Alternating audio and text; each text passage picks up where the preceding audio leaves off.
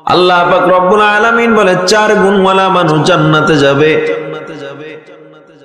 ওয়াল আস, সময়ের শপথ, ইন্নাল ইনসানা লাফি খুসর, নিশ্চয়ই সব মানুষগুলো ক্ষতিগ্রস্ত, ধ্বংস।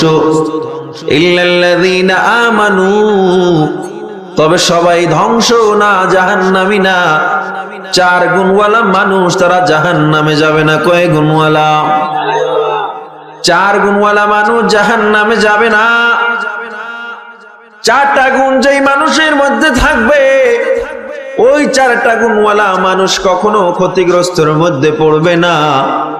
আমার আল্লাহ পাক রব্বুল আলামিন ওয়াউলিল কসমিয়া কসম করে বলেছেন, সময়ের কসম করে বলেছেন, সব মানুষ ধ্বংস, সব মানুষ ক্ষতিগ্রস্ত, 4 গুণওয়ালা মানুষ ক্ষতিগ্রস্ত হবে না। 4টা গুণের মধ্যে কি আমরা থাকতে চাই? এই 4টা গুণ নিয়ে যদি আজকে বাড়ি যাইতে পারি, তাইলে মনে করবেন কষ্ট করে বসে থাকাটা সার্থক। আমার বাবারও কথা না, আমার দাদারও কথা না, কথাগুলো সব আমার আল্লাহ তাআলা বলেছেন, নবী যা বলেছেন এগুলো আমরা শুনবো, আমলের নিয়তে পারবো না ইনশাআল্লাহ। ওয়াল আস, সময়ের শপথ করে আল্লাহ বলেন 4 গুণওয়ালা মানুষ ব্যতীত সব মানুষ জাহান্নামে যাবে, ধ্বংস হয়ে যাবে। 1 নম্বরে ইল্লাল্লাযীনা আমানু, যারা ঈমান আনয়ন করবে, ওয়া আমিলুস সলিহাত, যারা আমলে সলে করবে, ওয়া তাওয়াসাউ বিল হক, যারা সত্য প্রচারের উপদেশ দিবে বা সত্য প্রচার করবে, ওয়া তাওয়াসাউ বিস সবর, যারা ধৈর্য ধারণের উপদেশ দিবে এবং নিজেও ধৈর্য ধারণ করবে। এই 4টা গুণ কোন মানুষের মধ্যে যদি থেকে, এই মানুষ পরপারে যেতে পারে। ইবনে আব্বাস রাদিয়াল্লাহু তাআলা আনহু বলেন, ওই মানুষটা জান্নাতে যাওয়ার মধ্যে বাধাই শুধু মৃত্যু, মরার সাথে সাথে আল্লাহ জান্নাত দিয়ে দিবে।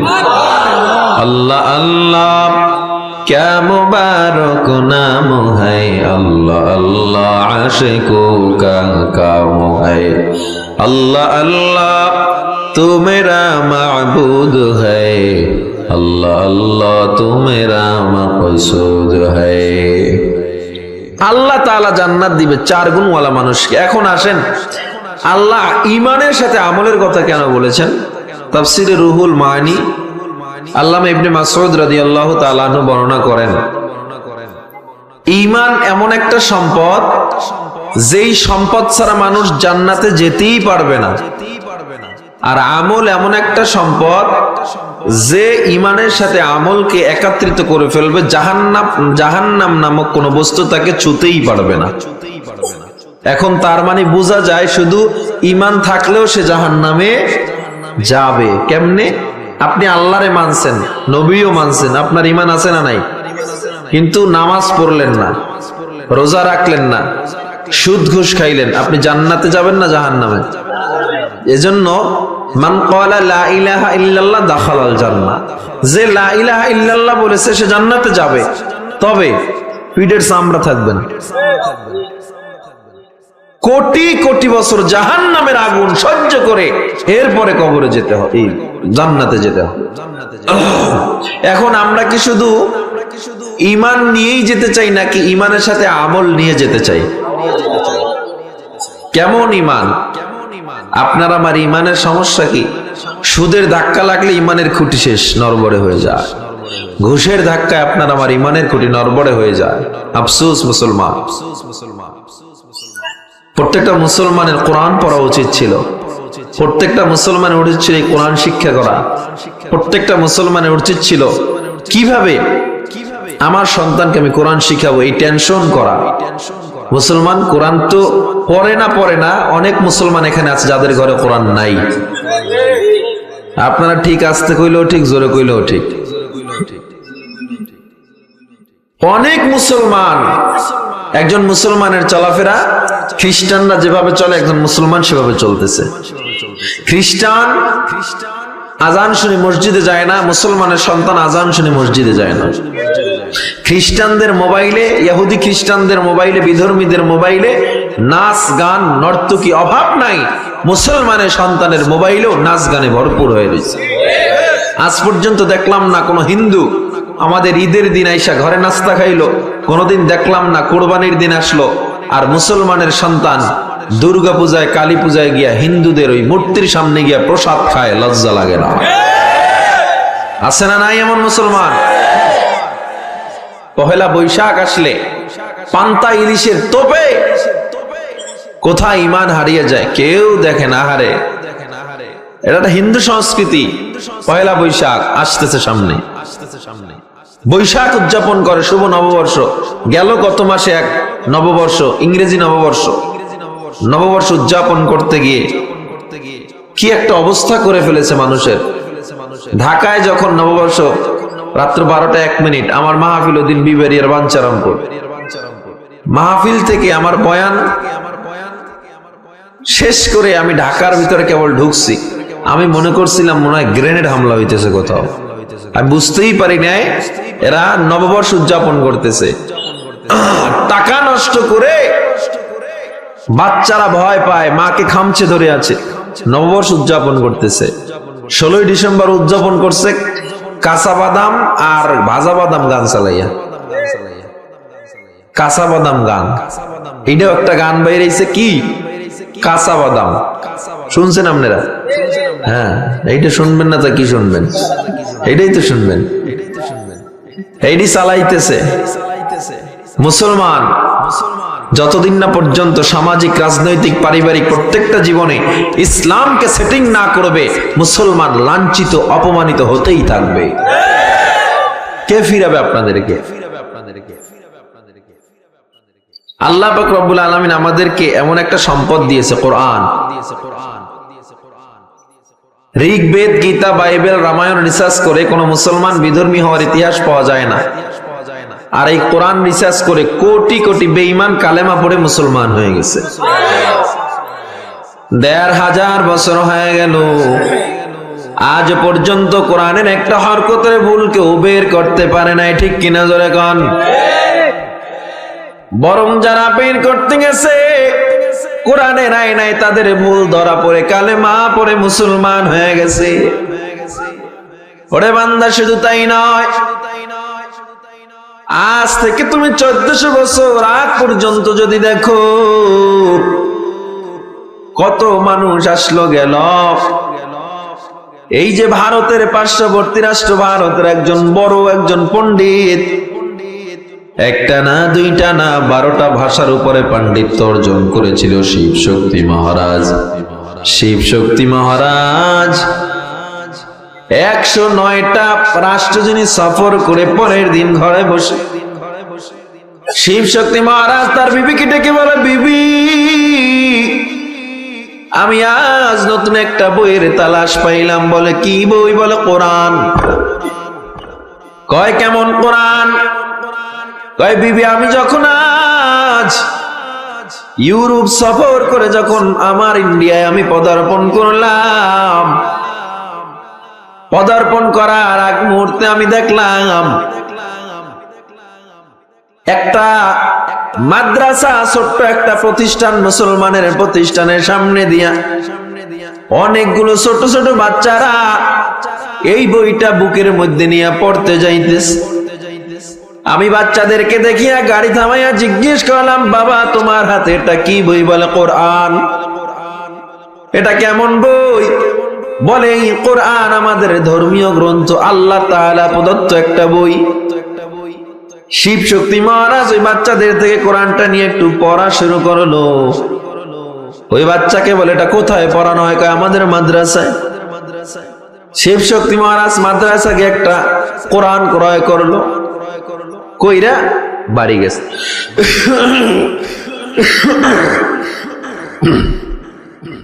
বিবিরে কয় এটা মুসলমানের কোরআন, আমি এই কোরআন জীবনে পড়ি নাই, কিন্তু আমি মুসলমানের প্রচুর বিরোধিতা করেছি এই কোরআন দিয়ে, কিন্তু আজকে আমি পড়বো আসলে এটার মধ্যে কি আছে। শিবশক্তি মহারাজ কোরআন খুলে যখন পড়া শুরু করলো, বিসমিল্লাহির রহমানির রহিম, আলহামদুলিল্লাহি রাব্বিল আলামিন,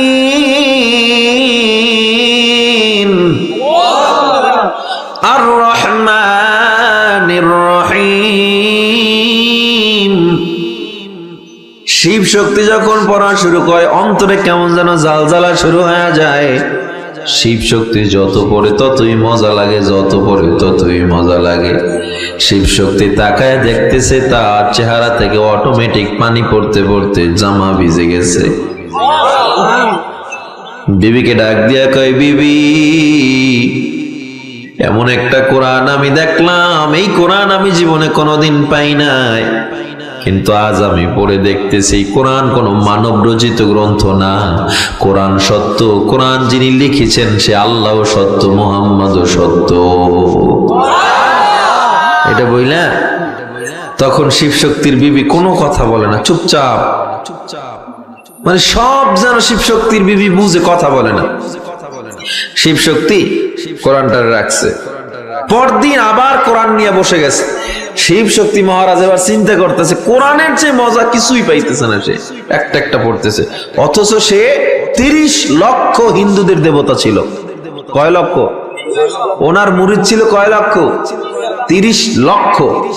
উনি এতগুলো মুরিদকে, এতগুলো হিন্দুদের কি বুঝ দিবে? উনি কোরআন পড়তেছে, উনি কারোর সামনে প্রচার করতেছে না।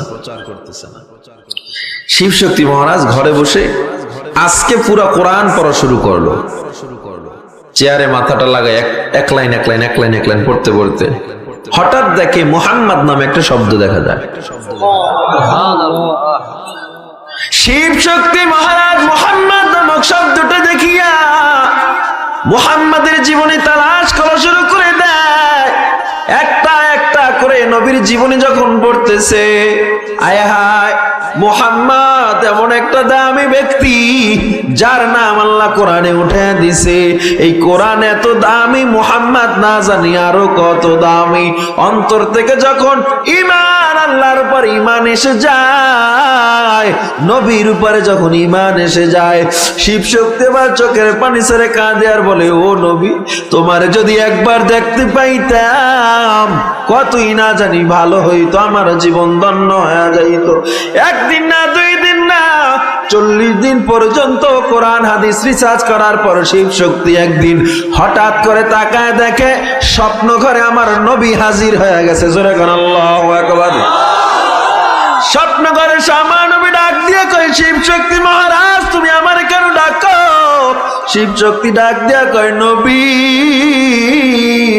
আমি এতদিন আপনার দিনের কত বিরোধিতা করেছি, এই কোরআনের বিরোধিতা এত করলাম, আজ আমি তাকায় দেখলাম কোরআনে কোনো ভুল নাই, আপনার জীবনীতে ভুল নেই। আপনারে আমি আপনার জীবনী পড়ে আপনার প্রেমে আমি হাবুডুবু খাইতেছি। আপনি আমারে দেখা দিবেন এটা আমি কোনোদিন ভাবতেই পারি নাই। আমার নবী ডাক দিয়া কয়, ও শিব শক্তি মহারাজ তুমি এখনো কেন দ্বিধা দ্বন্দ্ব করতেছো, কেন ঘোষণা দাও না? শিব শক্তি কয়, নবী গো, আজ যদি আমি ঘোষণা দেই হিন্দুরা আমার টুকরো টুকরো করে ফেলবে। আল্লাহ নবী ডাক দেয়া কয়, কালেমার মূল সম্পদ যার দিলের ভিতরে ঢুকবে দুনিয়ার কাউকে সে ভয় করতে পারে না। যার মধ্যে কালেমার পূর্ণ মজা ঢুকবে, পূর্ণ, সে আর কোনোদিন দুনিয়ার কাউকে ভয় করতে পারে না। আপনার আমার মধ্যে কালেমার পুরনো মজা নাই, এই জন্য নামাজ পড়ি তারপরেও বান্দা বেপরদায় চলি। আপনার আমার মধ্যে কালেমার পুরনো স্বাদ এখনো ঢুকে নাই, এই জন্য তাকায় দেখবেন নামাজ পড়ি আর পরও বান্দা সুদ ছাড়তে পারি না। আপনার আমার মধ্যে এখনো কালেমার পুরনো মজা ঢুকে নাই, যে কারণে মুসলমান এখনো দেখবেন সন্তানটাকে কোরআন শিখাইতে পারেন নাই। ওরে বান্দা, একজন হিন্দু এই কোরআন পড়ে কালেমা পড়ে যখন মুসলমান হয়ে যায়, একজন খ্রিস্টান কালেমা পড়ে মুসলমান হয়ে যায়, আর মুসলমানের ঘরে জন্ম নিয়ে আমার ভাইরা কোরআন পড়তে পারে না, এর চেয়ে আফসোসের আর কিছুই হতে পারে না। আর আফসোসের কিছু হতে পারে না। মুসলমানের ঘরে জন্ম নিয়েছে, আপনি চিকিৎসা বিজ্ঞান বলবেন, আপনি ব্ল্যাক হোল বিদ্যা বলবেন, কোন বিজ্ঞানে কোরআন নাই, কোন বিদ্যায় কোরআন নাই আমায় বুঝাই দেন। কিসে নাই? যত সায়েন্সিটিক যারা আছে, সায়েন্স আর্টস কমার্স নিয়ে পড়ালেখা করতেছে, যারা আজ প্রযুক্তি জ্ঞানে অনেক উপরে উঠে গেছে, সবাইকে জানিয়ে দিতে চাই এই কোরআন এমন একটা গ্রন্থ যা তোমরা বিজ্ঞানরা এখন আবিষ্কার করেছো আল্লাহ ১৫০০ বছর আগে এখানে আবিষ্কার করে দিয়েছে। প্রত্যেকটা বিষয় আবিষ্কৃত জিনিস কোরআনে আল্লাহ আগে আবিষ্কার করেছে, প্রত্যেকটা বিষয়। ইসলাম এত সুন্দর, দেখেন চিকিৎসা বিজ্ঞান কয় যারা ডান কাত হয়ে ঘুমায় তাদের হার্ট ভালো থাকে। কেউ যদি হার্ট ভালো রাখতে চাও সে ডান কাত হয়ে ঘুমাও। আর ইসলাম আপনার আমার নবী ডান কাত হয়ে শোয়া সুন্নাত আরো ১৫০০ বছর আগে করেছে। সুবহানাল্লাহ পড়েন। বিজ্ঞান বলে কোন মানুষ যদি লিভারকে ভালো রাখতে চাও, খবরদার মদ পান করিও না। মদ পান আমাদের ধর্মে হালাল না হারাম? কবে হয়েছে? আরো ১৪০০-১৫০০ বছর আগে। কেউ যদি পাকস্থলী নষ্ট করতে না চাও, শুকরের গোস্ত খেও না। শুয়োরের গোস্ত আমাদের ধর্মে হালাল না হারাম? দেখেন বিজ্ঞান বলতে, চিকিৎসা বিজ্ঞান, ব্রাশ করলে দাঁত ফাঁকা হয়ে যায়, দাঁতে পায়রিয়া হয়, টুথপেস্ট গলার ভিতরে গেলে ক্ষতি হয়, এজন্য সপ্তাহে সর্বোচ্চ ১ থেকে ২ বার ব্রাশ করবা। আর বাকি টাইম গাছের শিকড় দিয়ে ব্রাশ করবা, মেসওয়াক করবা। মেসওয়াক আমার নবী সুন্নত করছে আরো ১৫০০ বছর আগে, আরো ১৫০০ বছর আগে। কোন দিকে যাবেন? এই যে দেখেন, যদি কোথাও একটা প্রশাসনের লোক দেখবে এক জায়গায় খুন খারাপি হয়েছে, সেখানে একটা অস্ত্র পড়ে আছে, অস্ত্রটা কিরকম রুমাল দিয়ে ধরে, ঠিক না? কেন ধরে? হ্যাঁ জোরে কন। হাতের ছাপ, আঙ্গুলের ছাপ অথবা ফিঙ্গারপ্রিন্ট যেটাকে বলে। তা আঙ্গুলের ছাপ লেগে আছে, আঙ্গুলের ছাপ এটা আবার নির্ধারণ করবে কেমন? এত কোটি কোটি মানুষ, হ্যাঁ জেনে নেন। এই যে আমাদের আঙ্গুলের ছাপ আছে না, পৃথিবীতে ৭৫০ কোটি মানুষ, ৭৫০ কোটি মানুষের মধ্যে আঙ্গুলের ছাপ একজনের সাথে আর একজনের কোনো মিল নেই। এখন আপনারা বলেন তো, একটুক জায়গার মধ্যে তাহলে কত ব্যবধান? কত ব্যবধান? হ্যাঁ আবার কয় অনেক। আমি কইলাম না ৭৫০ কোটি মানুষ, ৭৫০ কোটি মানুষ হলে এখানে কত ব্যবধান? ৭৫০ কোটি ব্যবধান একটুক জায়গায় আল্লাহ রেখেছে। কোনদিন ভাবছেন? এখানে তাকাইলে আল্লাহর পরিচয় পেয়ে যাবেন। এখানে একটু বসে বসে একদিন দেখবেন, মোবাইলে ক্যামেরা জুম করে নিজের ফিঙ্গার গুলো দেখবেন, আল্লাহ এখানে কত কোটি ব্যবধান রেখেছে? ৭৫০ কোটি ব্যবধান। আপনি যখন আইডি কার্ড করতে যান, আপনার ফিঙ্গারপ্রিন্ট নেয় কিনা? নেয় কেন? কারণ আপনার আঙুলের ছাপ, আপনার ফিঙ্গার পৃথিবীর আর কারোর সাথে মিলবে না। আপনি কোথাও যাই খুন করলে ওই ছাপ ওখানে লেগে থাকবে। এরপরে ওইটা ডিএনএ টেস্ট করলে আপনার আইডি কার্ড সহ আপনার বাড়ির বাপদাদার পরিচয় পড়বে। এরপরে নিয়ে ১৪ শিখে ঢুকাইবে। বুঝেন না? এই হলো ফিঙ্গারপ্রিন্ট। এটা ৮৯ বছর আগে বিজ্ঞান আবিষ্কার করছে। কত বছর আগে? আর পবিত্র কোরআনের সূরা কিয়ামত ৩ ও ৪ নম্বরে আল্লাহ ১৫০০ বছর আগে বলে দিয়েছে। সুবহানাল্লাহ পকেটে থাক, বাড়ি যেয়ে কই জোরে কোন সুবহানাল্লাহ। আবু হুরায়রা থেকে একটা সহিহ হাদিস শোনা যায়। এই যে ছোট আমলের দাম দেন না তো বইলা যায়। আবু হুরায়রা রাদিয়াল্লাহু তাআলা আনহু থেকে হাদিস বর্ণনা করা হয়, একবার সুবহানাল্লাহ বললে আল্লাহ জান্নাতে একটা ৫০০ বছরের রাস্তার মতো বিশাল এক জান্নাতে গাছ তৈরি করে দেয়। এই গাছে যে ফল হয়, এই ফলের মধ্যে আল্লাহ একটা ফলে ৭০ রকমের মজা রেখে দিয়েছে। একবার যে বান্দা খাবে, ওই বান্দার ৭০ বছরের মুখ থেকে ঘ্রাণ যাবে না। ৭০ বছরে বান্দার ক্ষুধা লাগবে না। শুধু একবার সুবহানাল্লাহর বরকত। শুধু কিসের বরকত? হাঁটতে থাকবেন সুবহানাল্লাহ, আলহামদুলিল্লাহ, আল্লাহু আকবার, লা ইলাহা ইল্লাল্লাহ। অন্য হাদিসে এসেছে, হযরত আবু মুগির ইবনে শুবা থেকে হাদিসটা আমি পড়েছি, তামলাউ মা বাইনাস সামাই ওয়াল আরদ, আসমান জমিনের মধ্যখানে যত ফাঁকা জায়গা আল্লাহ ওই একটা তাসবিহাতের বিনিময়ে, সুবহানাল্লাহ, আলহামদুলিল্লাহ, আল্লাহু আকবার, লা ইলাহা ইল্লাল্লাহ, এই তাসবিহাতের বিনিময়ে আল্লাহ আসমান জমিনের মধ্যখানে যত ফাঁকা জায়গা সওয়াব দিয়ে পরিপূর্ণ করে দেয়। ছোট আমলের দাম দেই না। হাদিসে কুদসিতে এসেছে, কোরআন ও সুন্নাহর মজলিসে বসলেই সগীরা গুনাহগুলো মাফ হতে থাকে। এমন মজলিসে বসলে আল্লাহ আসমান থেকে সাকিনা নাজিল করতে থাকে। তো আমরা আজকে আসতে পেরে ধন্য কিনা? সবাই একবার জোরে পড়ি আলহামদুলিল্লাহ। এমন কোরআন পেয়েছি, এই ফিঙ্গারপ্রিন্ট, পিঁপড়া বিদ্যা, পিঁপড়ারা তারা বাজার সদাই করে, এদের মৃতদেহেরা কবর দেয়। এরা মারামারি করলে সালিশ ব্যবস্থা আছে। এদের প্রধানমন্ত্রী কামরা ভিন্ন, স্বরাষ্ট্রমন্ত্রী কামরা ভিন্ন, বিচারপতির কামরা ভিন্ন। কোথাও যদি ওরা বেড়াতে যায়, এক পিঁপড়া আর এক পিঁপড়ার বাড়ি বেড়াতে গেলে খাদ্য নিয়ে যায়। আমরা যেমন মিষ্টি লয়ে যাই না, ওরাও মিষ্টি লয়ে যায়, যদিও আমগো বাড়ির চিনি চুরি করে লয়ে যায়। হ্যাঁ, এই যে পিঁপড়ায় যায়, এই পিঁপড়া বিদ্যা আবিষ্কার করেছে বিজ্ঞান 81 বছর আগে। আল্লাহ তাআলা সূরা নমলে আরো 1500 বছর আগে বলে দিয়েছে। আমি একটু টাচ দিয়ে যাচ্ছি, লম্বা আলোচনা এগুলো নিয়ে করার আমার সময় নেই, আমি শুধু টাচ দিয়ে যাচ্ছি কি পরিমাণ জ্ঞান আল্লাহ আগেই রেখে দিয়েছে। বিজ্ঞান এগুলো লই পণ্ডিতি করে বর্তমানে নতুন করে আইসা। আর আপনারা মনে করেন ওই যারা ওই বিজ্ঞান নিয়ে পড়ে, যারা আমেরিকার যারা আছে, এরাই মনে হয় দুনিয়ার সবচেয়ে বড় জ্ঞানী। না, বড় জ্ঞানী তারা কোরআন শিখে যারা। ঠিক কিনা জোরে বলেন? বড় জ্ঞানী তারা। এই টুপি ছাড়া খারান্য মুতুন্নওয়ালা জ্ঞান যেখানে শেষ, কোরআনওয়ালাদের জ্ঞান সেখান থেকে শুরু হয়। কেন শুরু হয়? কোরআনওয়ালাদের এত পাওয়ার, বলে কোরআন তার মাথায় সিনা, এজন্য তার পাওয়ার, এজন্য সে বুঝে গেল। মেঘ বিদ্যা, মেঘ বৃষ্টি দিবে, মেঘ থেকে বৃষ্টি হয়, এটা আপনি আগে কোত্থেকে জানছেন? কোরআনের সূরা লোকমানে আল্লাহ 1500 বছর আগে বলছে, আর বিজ্ঞান কইছে 150 বছর আগে। আবার যে রাত্রে চন্দ্র আলো দেয় না পৃথিবীতে, এই আলো কিন্তু স্বতন্ত্র, চাঁদের নিজস্ব কোনো আলো নাই। চাঁদের নিজস্ব কোনো সূর্যের থেকে আলো ধার নেয়, নিয়া এরপর রাতে ছাড়ে। এটা 200 বছর আগে বিজ্ঞান আবিষ্কার করছে। আর আল্লাহ তাআলা সূরা ফুরকানের 61 নম্বর আয়াতে আরো 1500 বছর আগে বলে দিয়েছে,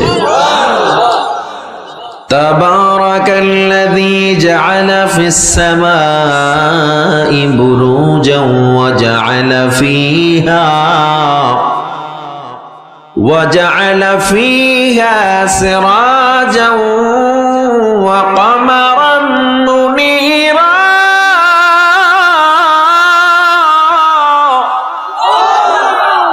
تبارك الذي جعل في السماء بروجا وجعل فيها سراجا وقمرا منيرا। চন্দ্র এবং সূর্য তার নিজ কক্ষপথে ভেসে চলে, এই বিজ্ঞান আবিষ্কার করেছে মাত্র 150 বছর আগে। আর আমার আল্লাহ তাআলা সূরা আম্বিয়ার 33 নম্বর আয়াতে আরো 1500 বছর আগেই বলে দিয়েছে এমন বিজ্ঞানের কথা। জোরে কোন সুবহানাল্লাহ।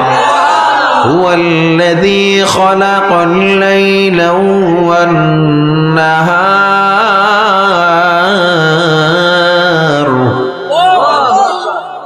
হুয়াল্লাযী খালাকাল লাইলা ওয়ান নাহার ওয়াশ-শামসা ওয়াল কমার ওয়াশ-শামসা ওয়াল কমার কুল্লুন ফী ফালাকিন ইয়াসবাহুন।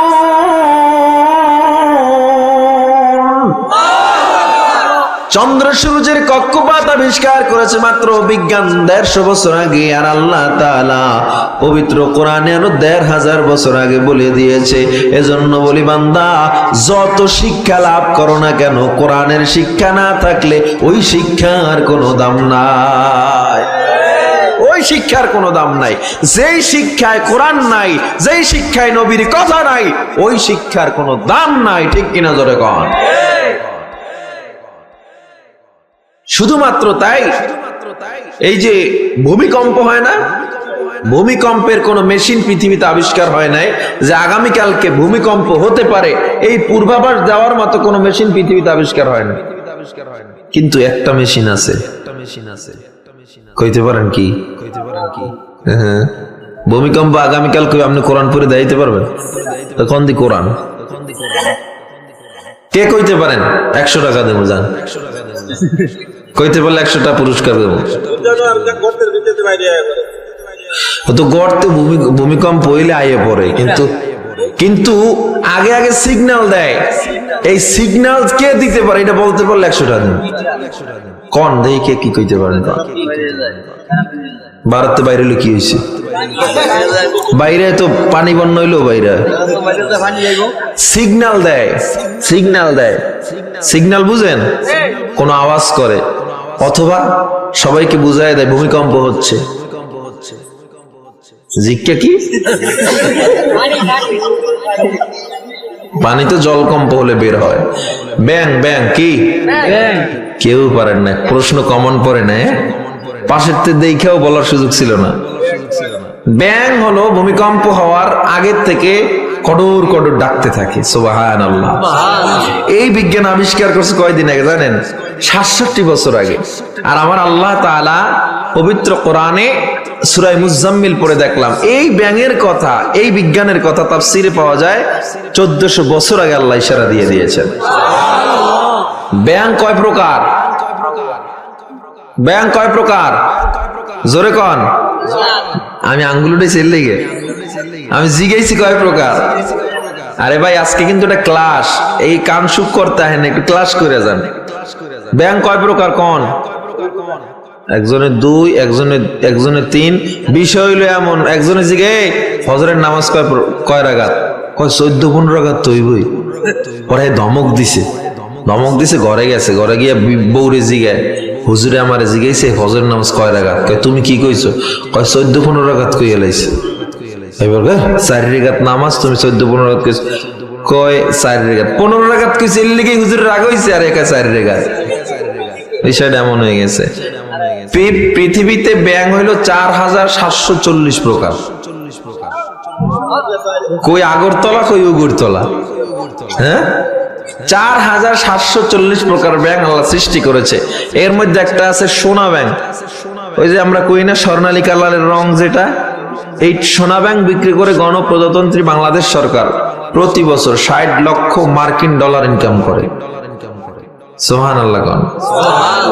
ব্যাংক তত্ত্ব বলার সময় আমার নাই, আমি শুধু বলতেছি কোরআন আমাদেরকে কি শিক্ষা দিয়েছে, কোরআন থেকে আমরা কি পেয়েছি।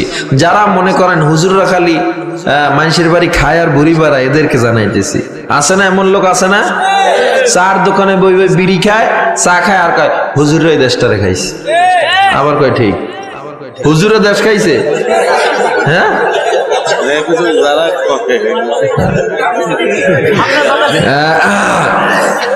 আমার কথা ঠিক এইটা কইছে, বুঝতে ভুল হয়ে গেছে নি। আবার কয় মানুষের বাড়ি খাওয়া ছাড়া তো এগো কাম নাই। লাস্ট কত কয় মানে একেবারে দেখবেন কোনো প্রসঙ্গ নাই, যখন দেখবে এই দোষ এই দোষ বইলে কিছু পারে না, লাস্টে নিয়ে হুজুরের মাথায় দোষটা ছাইড়া দেয়। কোনো প্রসঙ্গ ছাড়াই হুজুরের মাথায় দোষটা ছাইড়া দেয়। কেমনে ছাইড়া দেয়? আশরাফ আলী থানভী রহমত একটা উদাহরণ দিয়েছে। নৌকায় লোক উঠছে, নৌকায় লোক ধরে ৯ জন। কয়জন? এখন যদি ১২ জন উঠে নৌকা থাকবে না ডুববে? তো একজন হুজুর ছোট্ট একটা পোডলা নিয়ে ওইটা নৌকার কর্নারে বয়ে রয়েছে। তা এলাকার নেতা খাতা মিলিয়ে শেষে যাই উঠছে আরো ৫ জন। তো দেখা যায় ৯ জন থেকে আরো ৫ জন হলে কয়জন হয়?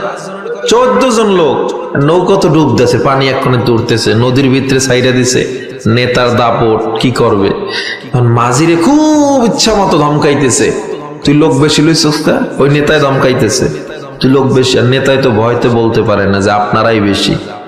হ্যাঁ, নেতায় কোনো দিকে কার দোষ পর দেখ। হুজুরে একটা পোডলা লিয়ে বইয়ে রয়েছে, পাশার নিচে পোডলা দিয়ে হুজুরে বইয়ে রয়েছে। এই হুজুর আপনার লেগেই নৌকা ডুবতেছে। হুজুরকে আমি কি করলাম?